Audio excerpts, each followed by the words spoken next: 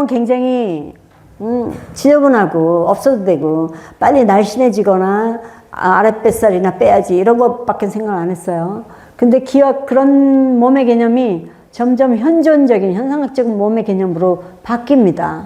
그래서 막 그런 탈물질화도 되고 기하학적 수행성 이란 용어가 새로운 흐름을 타고 정신과 육체 뭐 이런 전통적인 이분법적인 틀이 파괴되면서 인간 뭐 좀 말이 좀 어렵긴 한데요. 이건 나중에 보십시오. 자, 몸을 통한 퍼포먼스 프레젠테이션, 즉 연극적 공연적 소통이 중요하게 다시 부각되기 시작을 하는 거예요.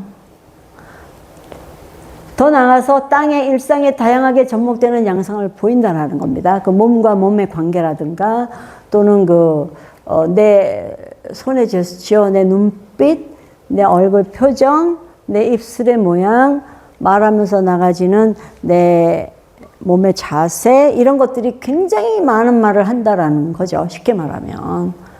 그게 내 말과 내 정신과 다르지 않다라는 거예요.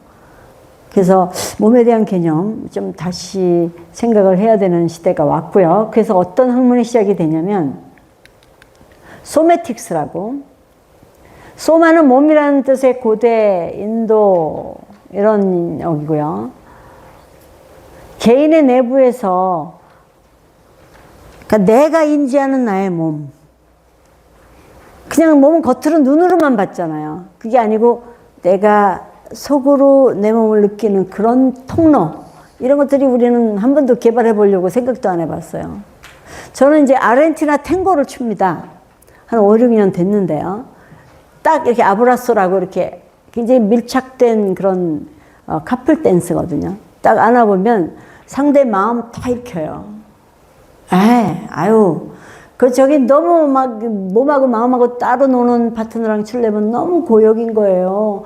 그리고 그냥 상대를 결박만 하려고 그래. 지가 편하게 움직이려고 상대를 그냥 꽉 끌어안고 추는 사람들이 있어요. 그러니까 꽉 지 몸에 붙여놓으면 지가 맘대로 할 수 있으니까 편하게. 근데 절대 이런 춤이 아니거든요. 서로 적당한 거리를 두고 정말 순간순간에 교감으로 움직여지는 게 아르헨티나 댄스예요. 아르헨티나 탱고예요. 해보십시오. 제가 이제 밤에 바로 그 탱고를 췄잖아요. 제가 혼자 어떻게 합니까? 그거를 파트너가 있어야 되는데. 그 아브라스라는 이런 포옹하는 방법과 걷기 제일 중요하다고 그러죠. 걷는데 점점 상대하고 같이 걸어야 되고 내가 이렇게 가려고 그러면 상대가 그걸 알아채고 또 이쪽으로 스텝도 밟아줘야 되고 이렇게 돌기도 하고. 제가 거기서 많이 쓰기 뺑뺑 돌아달라고 그래서 감독님이 파묘 다시 보세요. 제가 뺑뺑 돌았어요. 귀신하고 추는 장면이었는데. 하여튼 그런 교감, 몸의 교감, 몸 딱 하면 그 사람의 아브라소 딱 해보면 이 사람의 내면적인 성숙도를 금방 알아채요. 예. 솔직히 말해서 이 사람 굉장히 폭력적이구나. 이 사람은 진짜 정말 잘 케어하고 상대의 호흡을 느끼고 상대의 그 교감 속에서 이렇게 얼마나 황홀한지 몰라요. 그거는 남녀의 춤이라서 황홀한 게 아니라 사랑을 느끼니까 존재와 존재 간에 관심과 사랑을 느끼고 정말 그거는 어디다 비견할 수 없는 뭐라 그럴까 위로, 행복감 이런 걸 준답니다. 감탄하게 되고. 그는 그냥 무슨 남녀가 춤을 추니까 신나서 전혀 그런 차원이 아니에요. 저는 출 때 상대가 남자라는 개념은 잊어버립니다. 그냥 존재와 존재가 어쩌면 나와 내가 추는구나. 나와 내가 춘다. 이런 느낌을 더 많이 받고요. 눈물 나도록 감탄스러울 때가 꽤 있어요. 서로 소통이 잘 되는 사람끼리 추면은요. 처음 보죠. 여러분들 아르헨티나 탱고 열심히 배우셔서 밀롱가라는 데가 아르헨티나 콜라테이거든요. 가면은, 많은 상대와 춤을 추게 되는데, 그러면 이제 파악이 굉장히 잘 되게 돼 있고, 근데 아직도 그건 좀 가부장적인 성격이 있어요. 남자가 굉장히 어려워. 남자가 스텝을 미리 다 배워가지고 남자가 항상 리드를 해야 돼. 근데 이제 그것도 그 양상도 많이 바뀌고 있어요. 남녀가 순간순간 같이 리드하고 따라가고 리드하고 따라가고. 저는 그걸 굉장히 원하기 때문에 남자 스텝을 열심히 배우는 중이에요. 좀 같이 여자끼리 쳐도 리드하고 해줄 수 있게 왔다 갔다 서로 할 수 있어요. 한번 관심 갖고 보시기 바랍니다. 춤이라는 거는 처음이자 마지막인 행위예요. 춤은 그냥 술 먹고 저 노래방 가서 그저 이렇게 막 토해내듯이 추야 될 일이 아니고 이제 성스럽게 구현해내야 될 내 몸의 언어예요. 그런 춤도 추셔야 돼요. 그냥 뱉어내는 춤도 좋습니다. 막춤도 막 추셔야 되는데 그것도 건강한 거예요. 건강한 건데 막춤을 막 못 추시더라고요. 갇혀 있어요. 갇혀 있는데 막 추려고 그러는 거는 굉장히 보기에 안쓰러워 보이거든요. 막 추시려면 진짜로 막 추세요. 진짜로 터뜨리고 막 추세요. 그래야 아름답다. 그래야 그 춤이에요. 갇혀가지고 안 나오는데 막 하려고 하는 몸짓은 참 안쓰럽거든요. 어쨌든 그래서 이 몸에 대한 개념도 한번 다시금 생각해 보십시오. 이런 계제. 그래서 여기 토마스 하너라는 사람이 소매틱스라는 걸 만들어가지고 이거는 주로 워크샵 가보면 뭐 진짜 느리게 우리가 팔 들어 그러면 들잖아요. 게 아니고 팔이 들려지는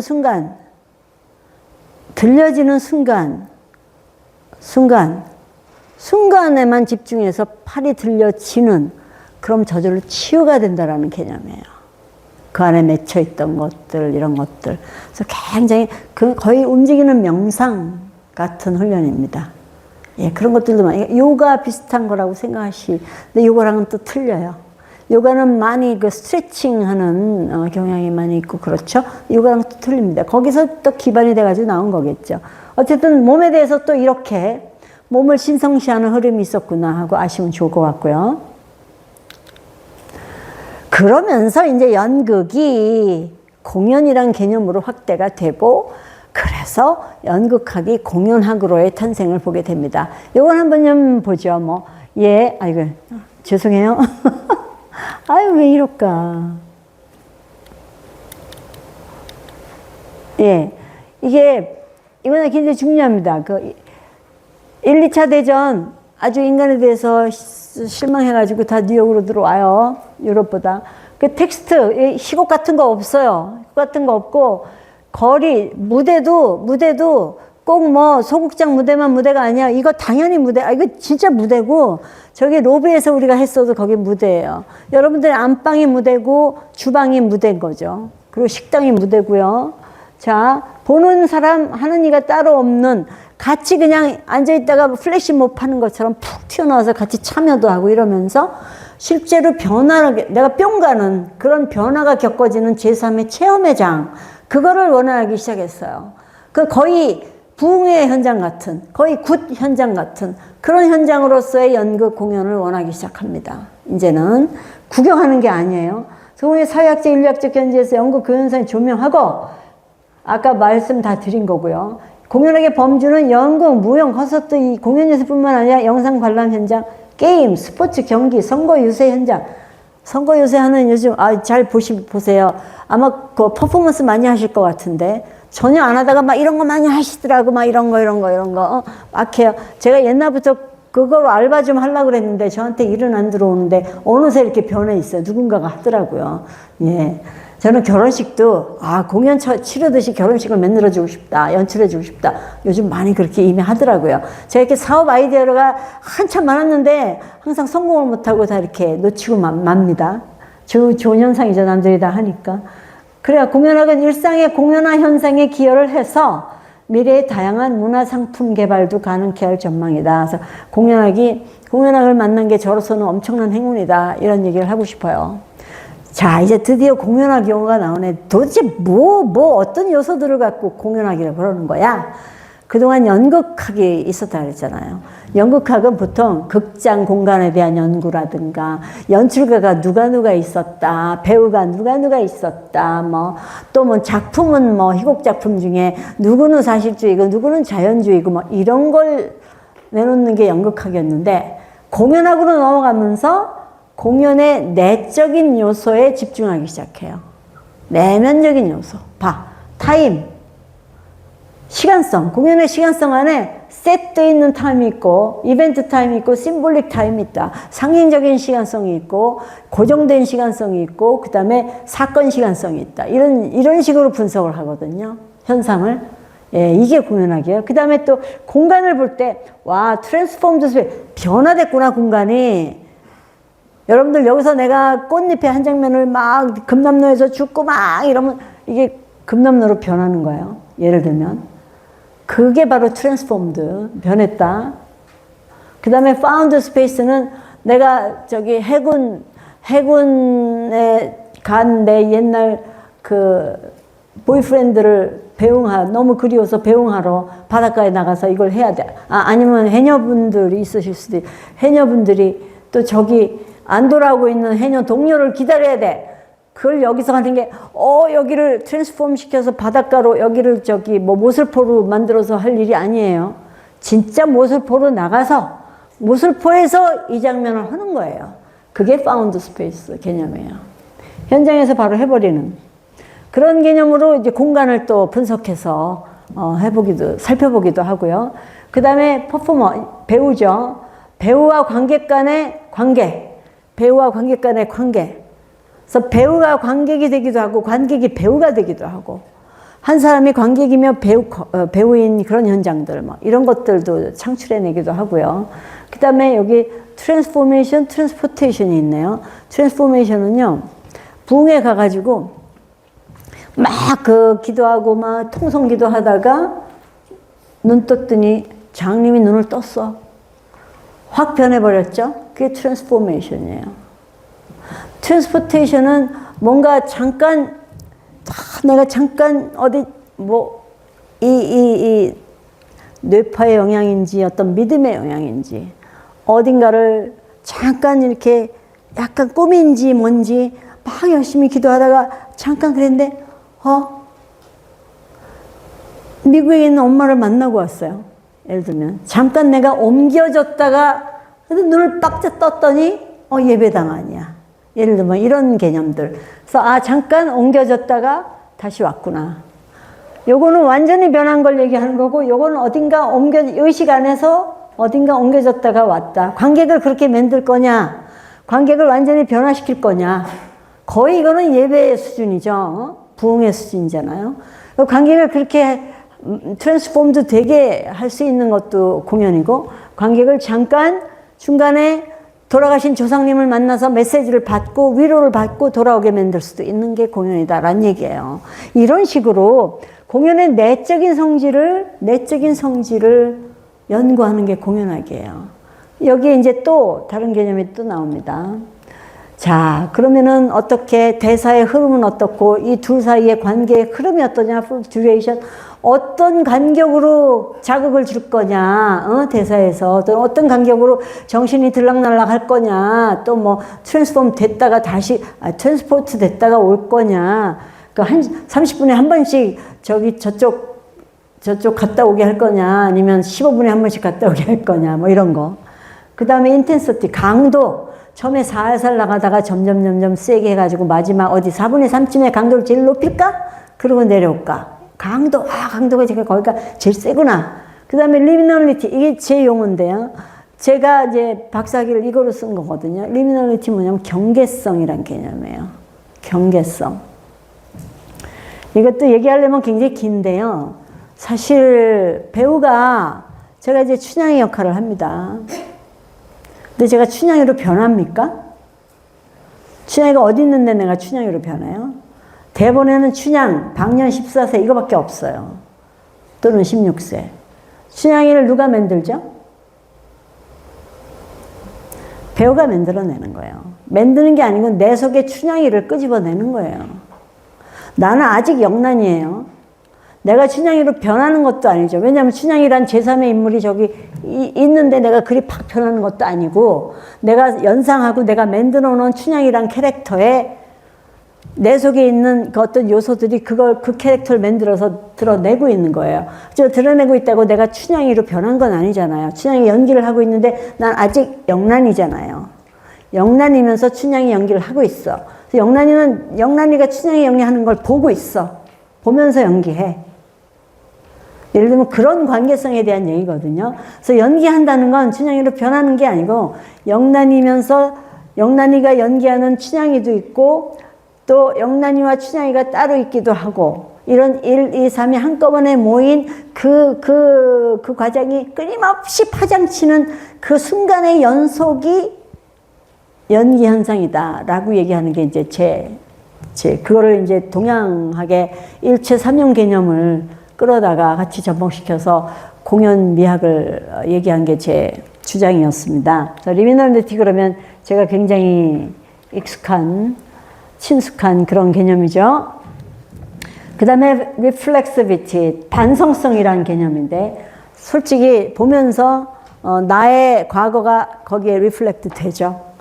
배우가 연기할 때 내 과거가 그 캐릭터에 반사시켜가지고 내오기도 하고 그런 관계성 아주 상상도 안 해본 얘기들 아닙니까 우리가 그냥 배우가 연기하나 보다 잘하네 못하네 이러고 말았는데 이 배우와 관객과의 관객과 배우와 그 캐릭터와의 관계 또는 배우와 관객과의 관계 또는 캐릭터와 관객과의 관계 이런 관계성에 대한 그 연구가 엄청나요. 뭐 논문 몇 개씩 나옵니다, 여러분. 그래서 이 공연학 공부는 진짜 힘들었어요. 겨우겨우 그냥 거의 죽다시피 해가지고 겨우 살아남았는데요. 그 다음에 제가 또 굉장히 좋아하는 용어죠. density라 그래요.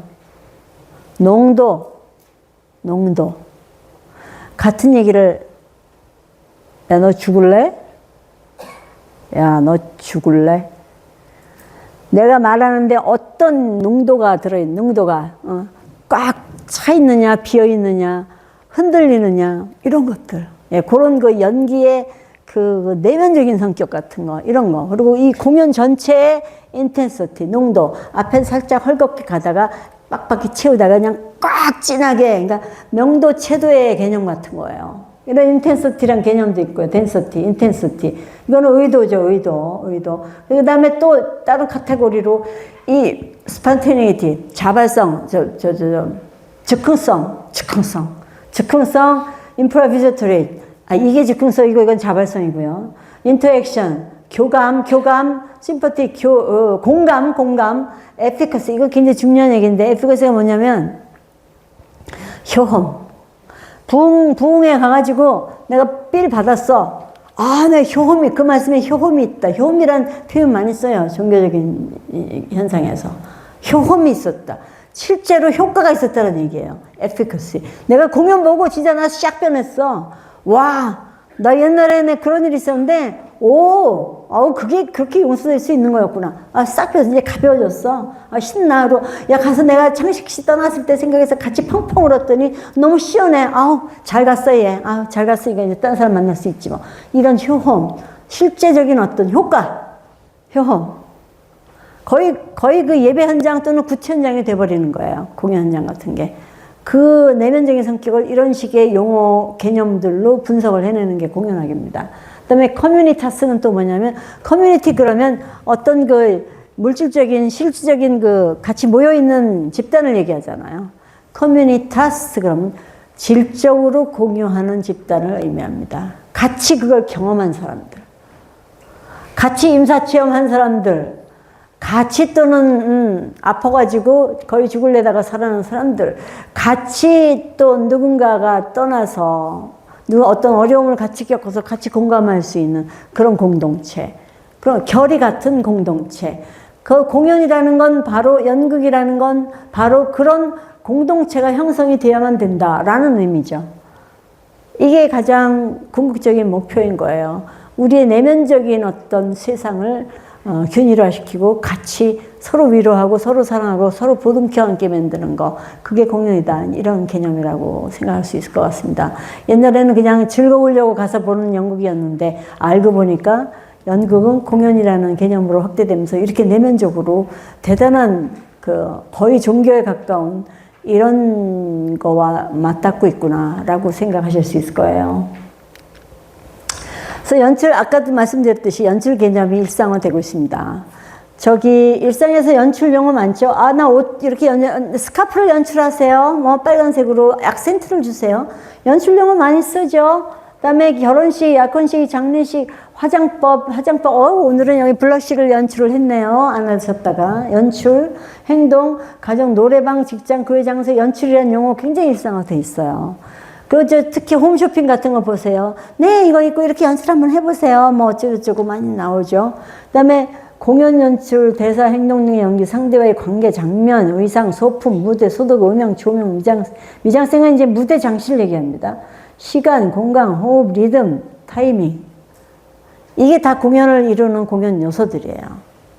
이런 게 달라지면 다른 공연이 되는 거고, 다른 효과가 나오고, 또는 효과가 안 나오고, 이런 걸 인지해야 된다는 거예요. 우리 일상에서 하고 있는 일들인데, 자, 연기 개념의 일상화. 아까 말씀드렸듯이, 꾸미거나 과장도 아니고, 척하거나 다른 인물 되는 거 아니고, 내가 빚어내는 또 다른 나로서, 내가 픽스된 역할만 하는 게 아니고, 나도 모르게 숨어있던 나.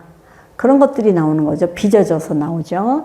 내가 빚어내는 또 다른 나로서 연기자의 의식세계는 이것도 지나가겠습니다.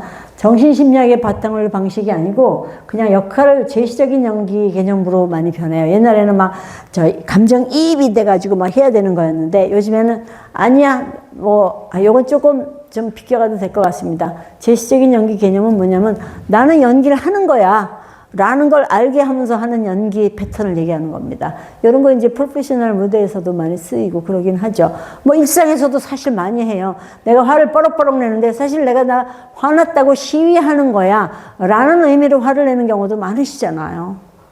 뭐 일종의 그런 거라고, 그런 게 제시적인 연기구나. 라고 생각하시면 될 것 같고요. 배우라는, 그래서 우리 모두는 배우다. 우리는 다 배우다.